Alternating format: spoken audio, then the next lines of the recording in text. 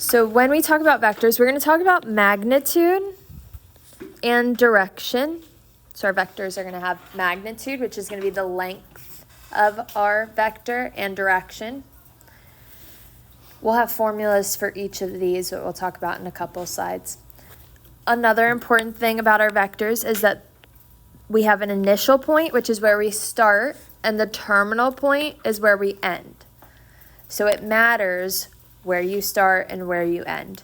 So here, our initial point is the closed circle, and then we have that little arrow that goes to our terminal point. Our symbol for vector is this PQ with kind of a little half line on it. So it looks like a ray almost, but it's the symbol for a vector. So it's a directed line segment. So the direction matters. So the magnitude is the length of our vector. The symbol for magnitude is kind of like these absolute value bars, but it's double. So it's denoted by these two bars. It can be found using the distance formula. So since the magnitude talks about length, we use the distance formula to help us find what the magnitude is.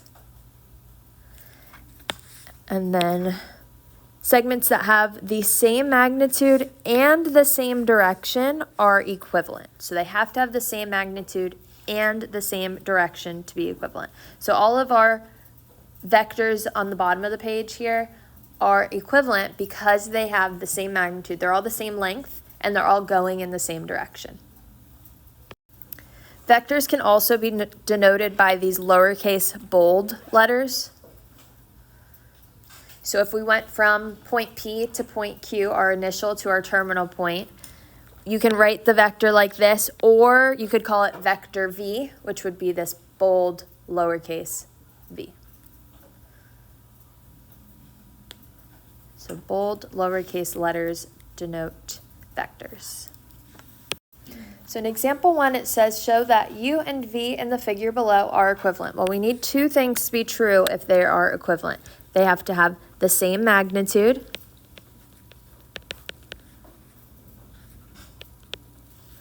and the same direction.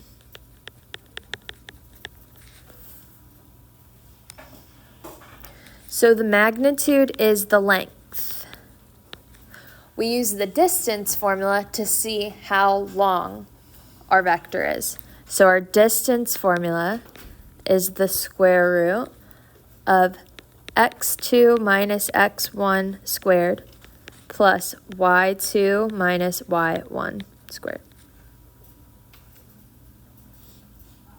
So they have to have the same magnitude or the same length in order to be equivalent. So let's find the length of each vector. So starting with vector v, I'll find the magnitude of v. I'll call our initial point x1, y1, and our terminal point x2, y2.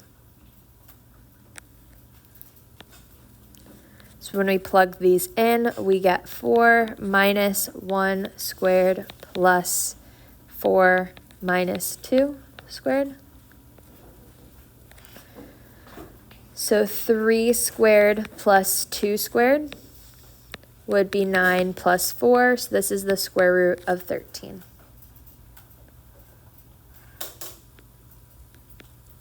Let's check our magnitude for v and see if for u and see if we get the same thing as v. So I'm going to call this x1, y1, and q is going to be x2, y2. So we have the square root of 3 minus 0 squared plus 2 minus 0 squared. So we get 3 squared plus 2 squared, which would be 9 plus 4, so we get the square root of 13. Are the magnitudes the same? Yeah. Our magnitude for vector v was 13, square root 13, and our magnitude for vector u was square root 13. So our magnitudes are the same, so we can put a check mark here. Now we need to see, is the direction the same? To see if the direction's the same, we use the slope formula. Bless you. Does anybody remember what our slope formula is?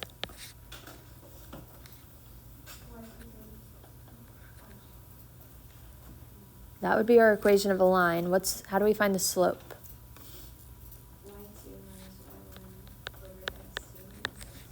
Awesome. y2 minus y1 over x2 minus x1. We did this way back in the beginning of the year. So same thing, I need to find the slope of each of my vectors here, or the direction of each of the vectors. So for vector v, y2 is 4 minus y1, which is 2, over x2, which is 4, minus x1, which is 1. So we get 2 over 3. Let's do the same thing for the slope of u.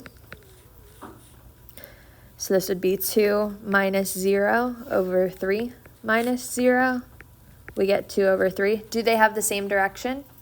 Yep, so because the slopes are the same, they have the same direction. So since they have the same magnitude and the same direction, they need both of these to be true. We have the same magnitude and the same direction. These are equivalent. So we can say, yes, they are equivalent.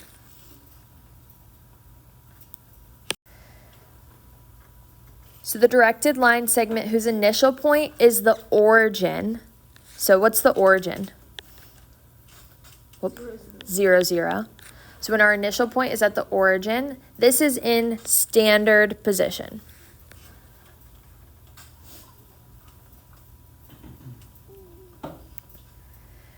A vector whose initial point is at the origin can be uniquely represented by the coordinates of its terminal point. This is the component form of the vector written as vector v, so that bold letter. Component form is always these brackets, so it doesn't get parentheses. Parentheses would be if we're talking about a point. Component form of a vector gets these little arrow bracket things.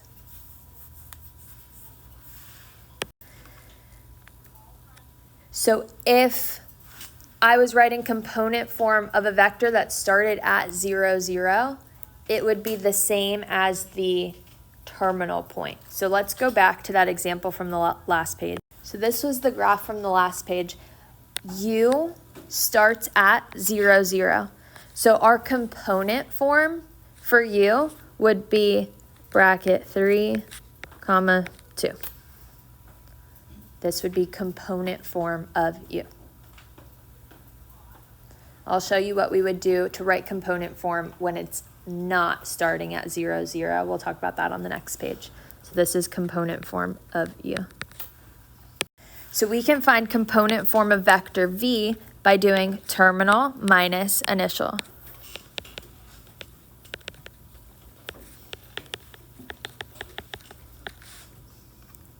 So our terminal point, we start with the first number minus the first one.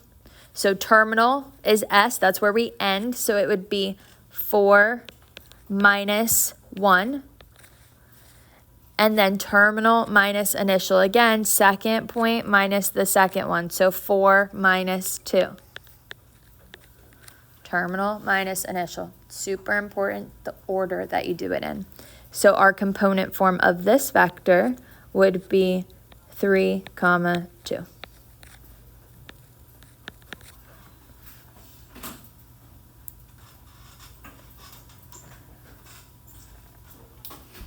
So if vector v started at the origin, it would end up in the same spot that vector u ends up because they have the same component form.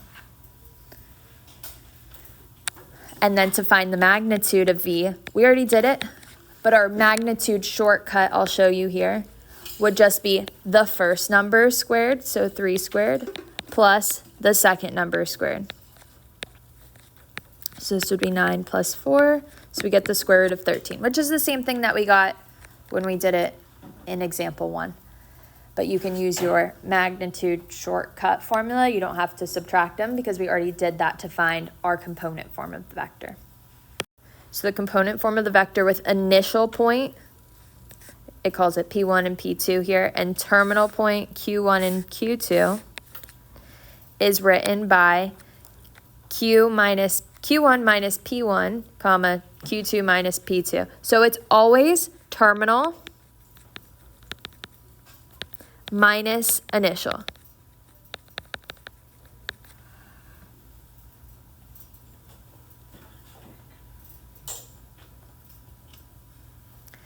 Now, once we find our component form of the vector, we kind of have this shortcut for our magnitude formula. You can still use your distance formula, but in our distance formula, Q1 minus P1 is that first number from our vector in component form. So we could just simplify our magnitude formula to do the first number squared plus the second number squared and the square root of that. So this is like a simplified magnitude formula. I think WebAssign might ask a question on this. It says if the magnitude of the vector equals 1, then your vector is a unit vector. So you can kind of think 1 unit. If the magnitude of v is 0, then it's a 0 vector. So these are just kind of vocab terms. So if the magnitude equals 0, then our vector would be a 0 vector. So example 2 says find the component form and magnitude of vector v represented by the directed line segment that has an initial point of 4, -7 and a terminal point of -1, 5. So our component form is terminal minus initial. So it always, for component form, has these brackets. Our terminal first number would be -1 minus initial first number is 4, comma, then terminal minus initial again, but our second number, so our terminal second number is 5, minus the initial second number would be -7. So -1 minus 4 would be what?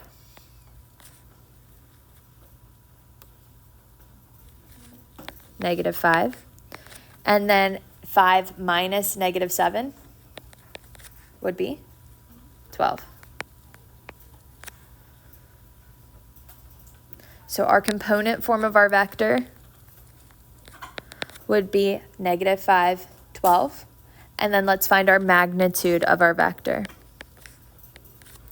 So our magnitude, we would do the square root of the first number squared plus the second number squared. So we have the square root of 25 plus 144. So the square root of 169. What's the square root of 169? 13. Awesome. So our magnitude of v is 13. So next we're going to talk about vector operations. We can multiply our vector by a scalar, so kind of like a coefficient, but it's called a scalar when we're multiplying it to a vector. Multiplying by a scalar will change the length of our vector. So here if we had vector v, if we multiplied it by 1/2, it's now cutting the length of that vector in half. If we multiplied it by 2, it would double the length of your vector. If we multiplied it by a negative, it changes the direction of our vector.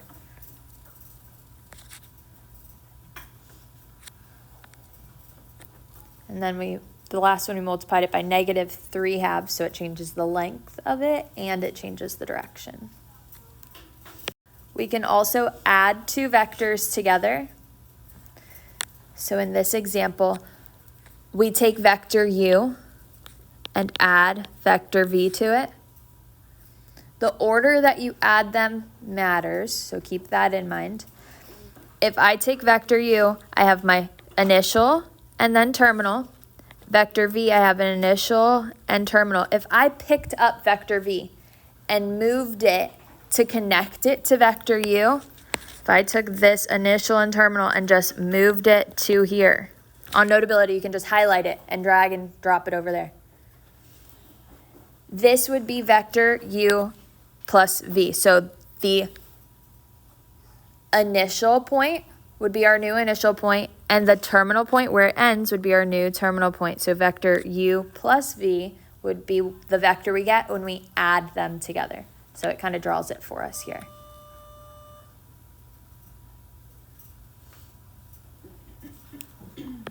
When we add vectors together, we add the first number in our vector to the first number in our vector, and the second number in our vector to the second number in our vector. Super straightforward. So the first number gets added to the first number, second number gets added to the second number. When we multiply our vector by a scalar, that scalar gets distributed to both numbers in our vector.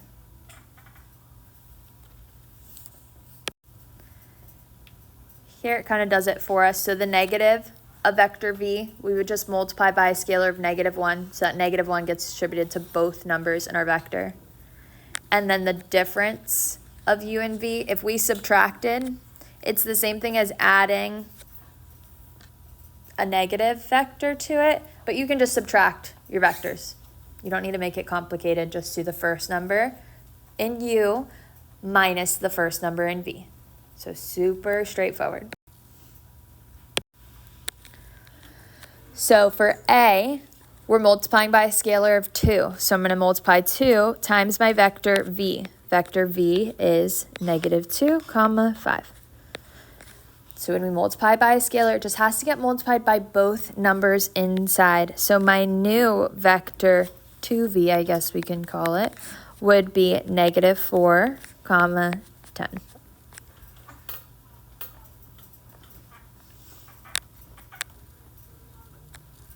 For w minus v, we're going to take vector w and subtract v from it. So the first minus the first, we would take 3 minus -2. And then the second minus the second. So w would go first, 4 minus 5. Just be careful with the order. If it's w minus v, make sure you do w, then v. So 3 minus -2 would be what? 5. And 4 minus 5? So w minus v would be 5, -1. For c, I have vector v, which is -2, 5, plus 2w. So 2 times vector w, which is 3, 4. I have to multiply the scalar to vector w first before I can add them together. So similar rules to our order of operations. We got to distribute this first. So here my vector 2w would be 6, 8. And then we can add that to vector v.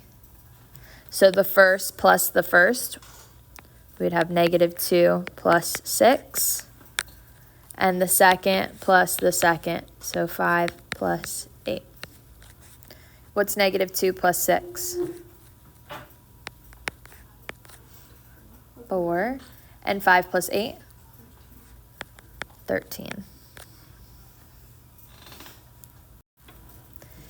Next page just talks about properties of our vector addition and scalar multiplication. So the order that we add them doesn't matter. U plus v is equal to v plus u.